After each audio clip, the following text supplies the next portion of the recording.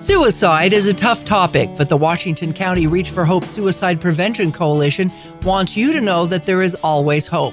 We are a caring community reaching out to provide compassion and hope for a community free of suicide. In the next half hour, we'll talk with community partners to identify risk factors, raise awareness, and discuss prevention strategies. Hello, and thanks for joining us on another edition of Reach for Hope, where there's always hope. I'm Melissa Anderson. You know, most of us know of someone who we've lost to suicide or someone who's attempted to take their own life. And the Out of the Darkness community walk allows us as a community to remember, hope, and support efforts for suicide prevention. With me today to talk about that walk and the importance of us gathering together in this journey is Sue McConkey, who is this year's chair of the Out of the Darkness walk here in St. George. Thank you, Sue, for joining me today. Thank you. Now, first of all, tell us how long you've had a passion for this and why you've decided to volunteer to help in this mission of preventing suicide. Well, suicide is something that I've dealt with. My own children have struggled with, but for me, it started when I was about 16. That was when I first experienced my first bout of suicidal thoughts, I guess you would say. I was in a bad place, and I felt like the world wouldn't miss me if I was gone.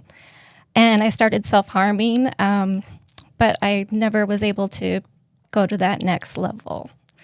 And I don't think my mom even knew, that I had that struggle. I had depression at the time. We didn't know, and it wasn't treated.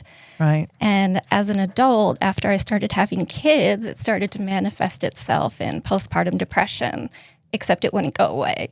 And after my fourth child, it got really bad, and I really struggled with having suicidal thoughts and thinking the world would be better without me. And so when we had our surprise number 5, we thought, okay, we're going to be ready for this. We know what to expect. But at the time, we didn't realize that I had treatment-resistant depression, which means my body builds up a tolerance to a medication, and then we have to try something else. So we thought we were prepared when number 5 came, and we weren't. We had no idea, and it was really bad. I just remember feeling like I was failing my husband and my kids, that they would be better off without me. They deserved better. And I remember one night sitting against my bed on the floor, between my bed and the wall, and I remember just crying and feeling just like I just wanted to disappear. And my husband, who's always been so supportive, he came and sat by me and he said, "Do we need to take you to the hospital?" And I said, "No." But he said, "Tomorrow we're going to call the doctor and we're going to call your therapist and we're going to get you in." And so we did.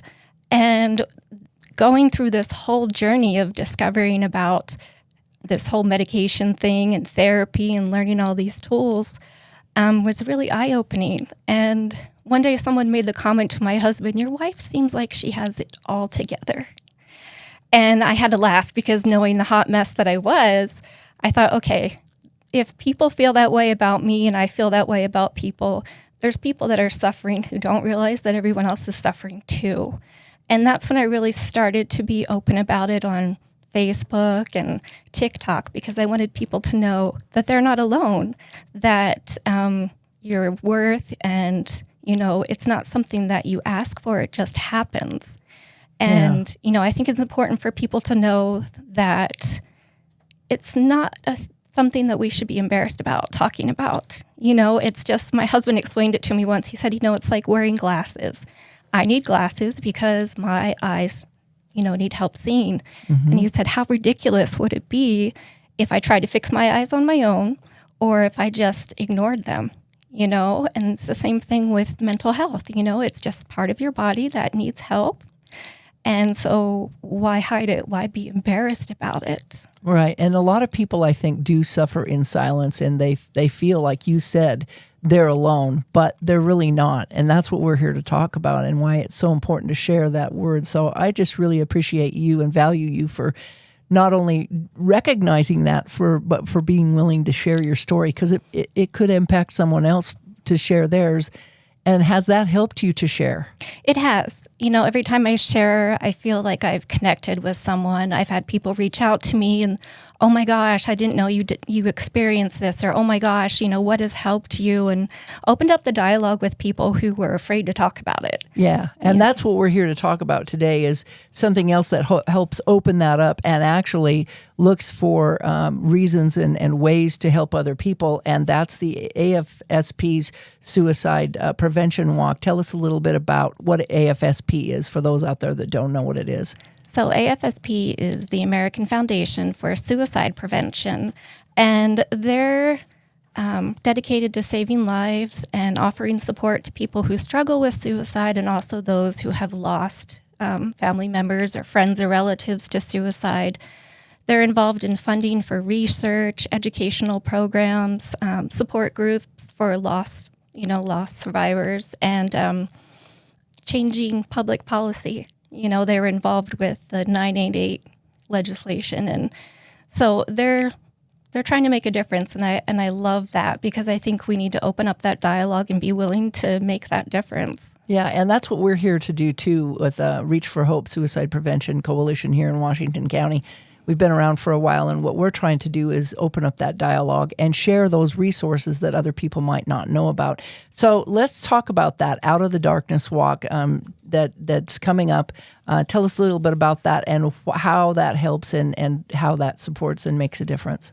Okay, so I didn't know this when I started volunteering, but they're in all 50 states.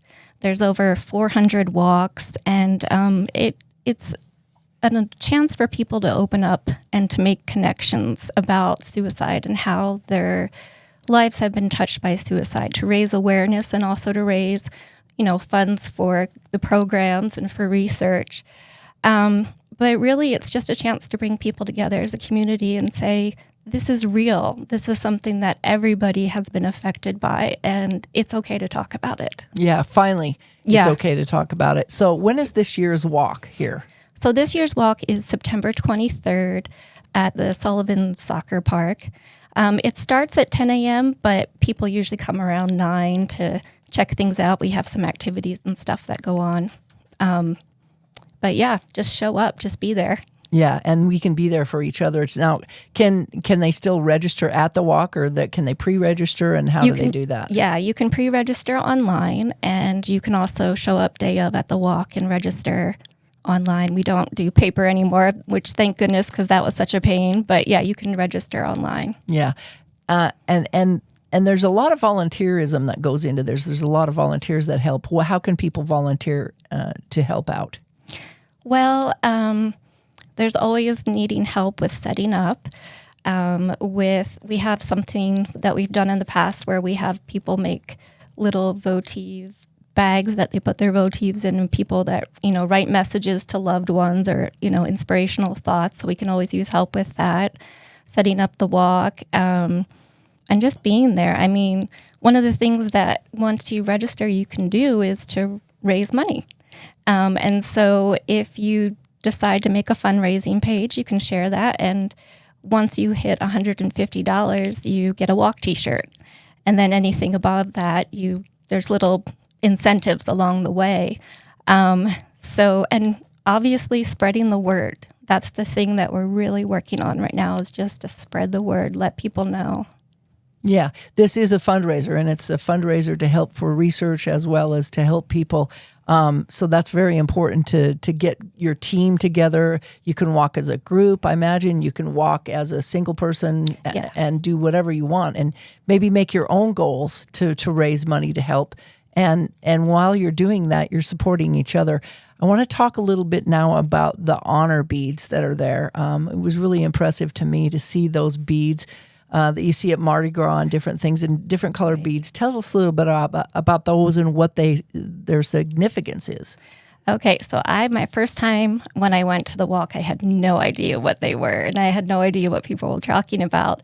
But I've come to love honor beads because each color represents how a person's been touched by suicide. And so you can look right at someone without even talking to them, and you can just make that connection, like, you get me. I know what you feel, and you know what I feel.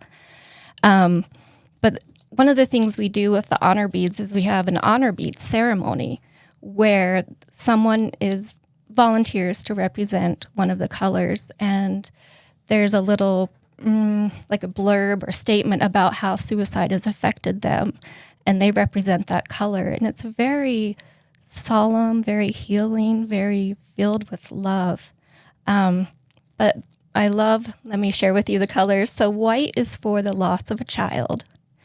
Red is for the loss of a spouse or partner. Gold is for the loss of a parent.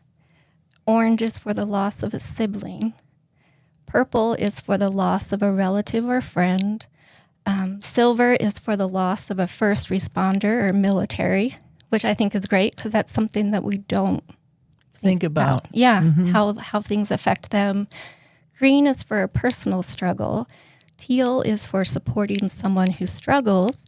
And blue is for supporting suicide prevention. And then just recently they added the rainbow beads for the LGBTQ plus community, which I think is great because we see a lot of people struggling with, in that community. And the cool thing is you don't have to get just one color bead. You can get as many colors as, affects you, that's touched your life. So it's just a really simple, easy way for people to make a connection. Yeah, I think it's interesting that you can make that connection, like you said, sharing your stories. And I've heard them get up and talk about, I lost my mother, or I lost my sibling, or I lost a child. And you talked about how, it's tough. You struggle with that. Even if you didn't lose someone to suicide, even someone who has attempted is a big deal. But that's a great way to relate that and make that connection and think about it and know that you're not alone in that struggle as well. Right. It's like I said, it just immediately you feel connected to someone, which is something that I wasn't expecting the first time I went to a walk. And it was just, oh my gosh, I'm not the only one. These people get me. Yeah, that's so cool. So what is this year's goal then for fundraising? You talked about how people get teams together, about how many people show up and come to these walks. So our goal this year is 30,000. Right now we're at 11,500, I think. And what happens with the money is about 50% of it stays local for local programs, and then the other 50 goes nationwide for ASAP, and to help support education programs and legislation and stuff like that. But people can, create their own fundraising goals and register as a team. A team can come up with a goal, how much they want to do. It's a great way to challenge yourself and other people.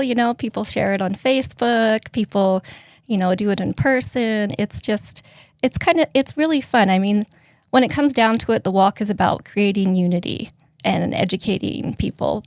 But the fundraising's an important part of it, and it's fun. Yeah. And you can also, I understand, do a memorial fund, like in honor of someone you might have lost. How does that work? So memorial fund it actually creates a web page for that person. And relatives, friends, anybody can visit that page and leave a little note, or pictures, memories, stories that they have of that person. And just trying to keep that person's memory alive. Yeah, how awesome is that? I mean, I've seen blankets and things that have been stitched together with in memorials for someone who might have taken their life and stitched together. And it's just kind of a neat way to, like you said, remember, to honor, to love, to cherish, and to try to hope that this wouldn't happen to someone in the future. Right. And it's important not to forget those we've lost. Sometimes, like we've talked about, people are afraid to talk about people who've died by suicide, but it's important not to forget them and to honor them. Right. And to possibly learn how to prevent that from happening to someone else. What else can participants expect when they show up to this race? This walk, I guess. It's not really a race. I guess you could run if you want. I've never actually walked the course because I've been busy. Oh. No, I've been busy at the, helping out. But some people don't even walk, which is fine. But we have our honor beads ceremony. Like I said, we start off with that. And then we have the walk begins. And there are different organizations that set up booths with resources that people can check out. And then we have our silent auction, which is another fundraising method where local businesses have donated either services or items or gift cards for us to be able to auction off and raise money. And it's been neat being the chair this year and seeing the generosity of the businesses in our community. It's just overwhelming how many people, again, have had their lives touched by suicide and are, involved and want to spread the word about this. Yeah, and tell me a little bit about those resources that will be there. What are some of the booths? I know Reach for Hope will have a booth there with information which will share these resources. Right. But I'm sure there's plenty others. Yeah, we have some new sponsors this year who are going to have booths. We have Brain Health Center, which is new to St. George. We have Encircled Together. Lionsgate has been there for as long as I can remember. And then the Southwest Utah Public Health Department comes and has a booth to share the resources that are available here. So it's neat to have all those other resources because, I don't know, I think quite often you come to the walk and then you're like, now what? What do I do now if I have a problem or if I'm struggling? And I love that all these organizations come out to support and educate people. Right, and I think it's important that people realize that there's, with these resources, people sometimes have problems and they turn to alcohol or they turn to drugs. And so you mentioned Lionsgate, and I know that's a good resource for people to know that they can get off of that or get help through that because addiction is a big problem. You talked about Encircle, and that's, one of our highest risk groups is the gays and lesbians community. And we really need to support how they're feeling and what they're going through. Veterans, yes, they're a big one. They're huge. I think that there's, I don't know how many seconds every day there's a veteran that attempts to take their life, and it's a tough struggle. And to think that we've got that much out there, it really amazes me to think about that. But to even more to say, hey, we need to reach out and support these groups and to know that there's help out there. Right. Yeah, it's incredible the amount of resources. Like I said, when I started, I had no idea what was available here. And as we've grown as a community, we have more resources available. So how can someone find out more about AFSP and their resources? I imagine they can just go online as well. Yeah, afsp.org. And it's neat because they have links to real stories, people sharing their struggles with suicide or suicide loss, loved ones. There's links to getting help, how you can make a difference being a volunteer, or if you want to join a chapter, you can look up and see where's my nearest chapter, according to location. And you can learn the facts. You can learn what educational programs are available. And for yourself, you can look up, for example, what are the statistics for the country? And then what are the statistics for your state? And there's so much information on there. You could spend hours and hours. Yeah, and there's videos and there's ways to hear other people's stories. Right. The more that is shared out there, the more we feel more comfortable with talking about this subject because it's not easy. There's also an Out of the Darkness radio page, I believe, that where they talk a little bit about these walks, and because like you said, they're in all 50 states, and right. It's really cool to find out more through podcasts and vodcasts as what we're doing right now. Yeah, I love it because for me, I'm someone who likes to watch and listen. I'll retain information more than just reading it, and so I love that we have all these different ways that people can learn. Yeah. What other resources are out there right now in our community to help those who may be struggling with thoughts of suicide, who may need mental health support, like maybe through Southwest Behavioral Health, that are impacting our daily lives? I mean, we've talked before about social media and different things on this program that really kind of push us the other direction or make us feel like we don't fit in. Right. Like you said, Southwest Behavioral is a great resource. There's also on the webpage for American Foundation for Suicide Prevention, you can get a link of local services available. 988 is a great, we don't offer a crisis line, but 988 is a great,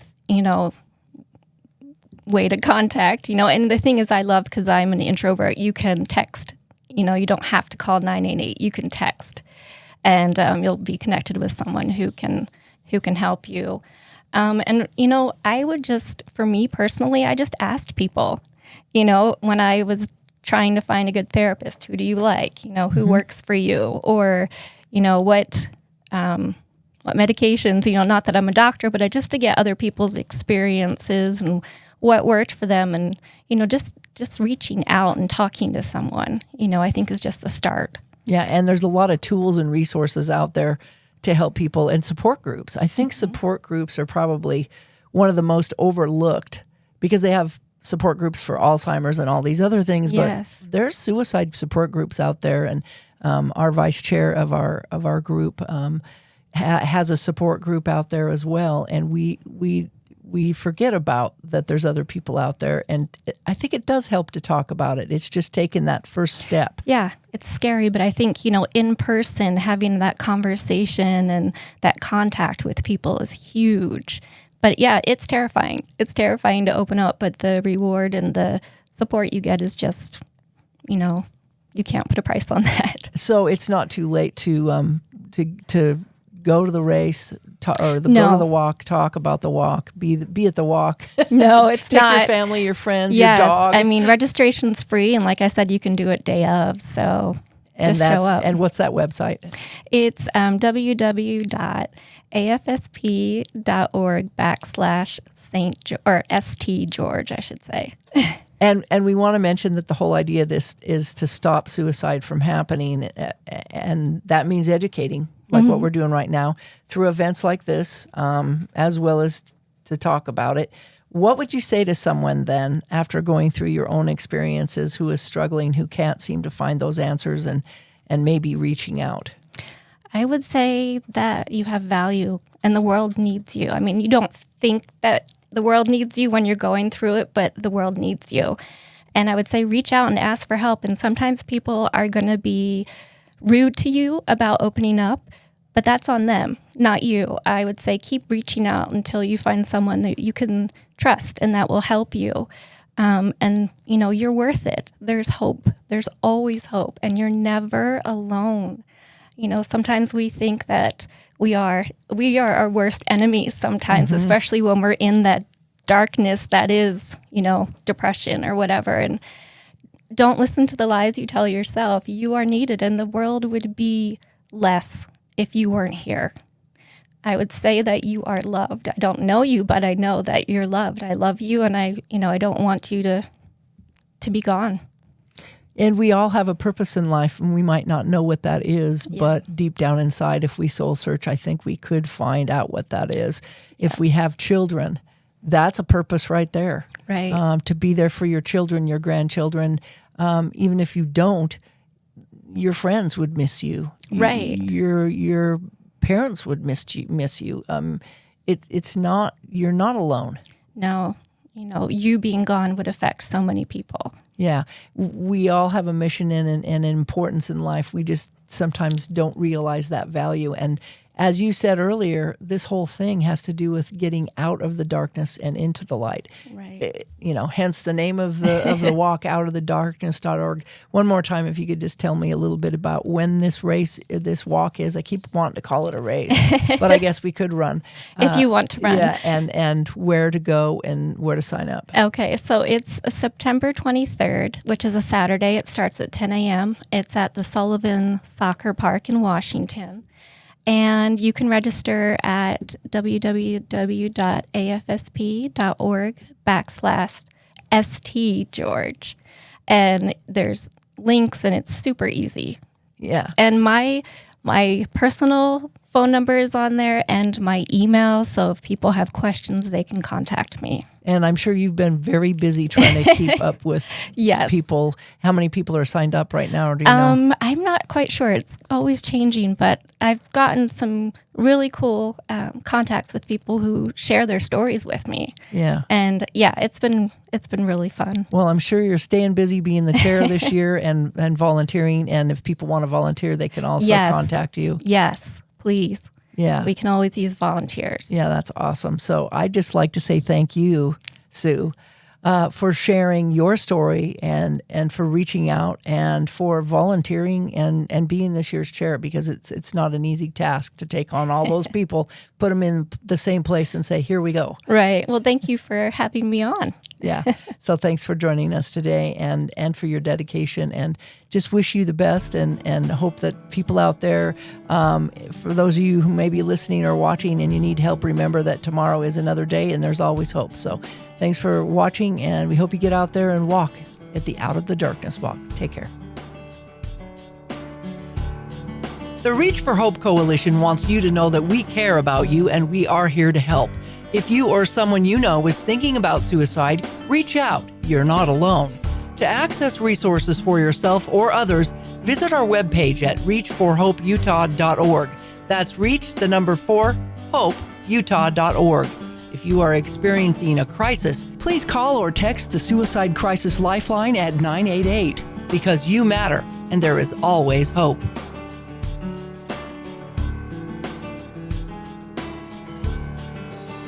This has been a production from a podcast studio.